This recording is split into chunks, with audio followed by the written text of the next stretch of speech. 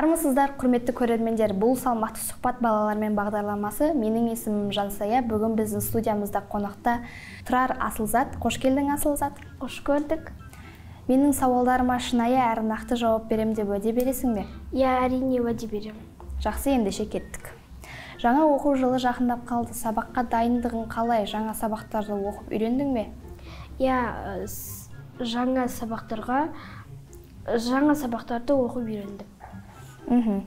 Мектепте қандай пәнді ұнатасың және не үшін ұнатасың? Сүйіп оқитын пәнің қандай? Математика және де басқа пәндер. Ол пәндерді мен өте қатты жақсы көрем, маған ұнайды. Сабақтан қашқан кезің болды ма бір? Ұнамайтын бір сабақтан?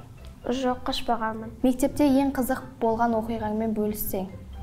Мектепте барлық болған кезім күшті. Министр деген кім, қандай адам сенің ойыңша? Менің ойымша министр ол әкімнен бір саты жоғары тұратын адам.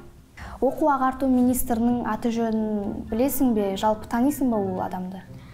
Жоқ, танымайды. Білмесең, мен саған айтайын. Ол адамның аты Асхат Аймағамбетов. Келесіде білетін боласың.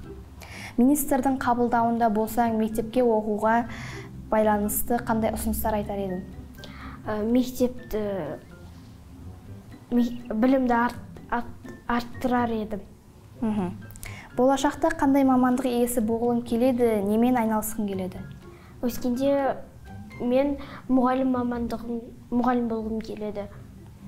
Мұғалім не үшін болғың келеді?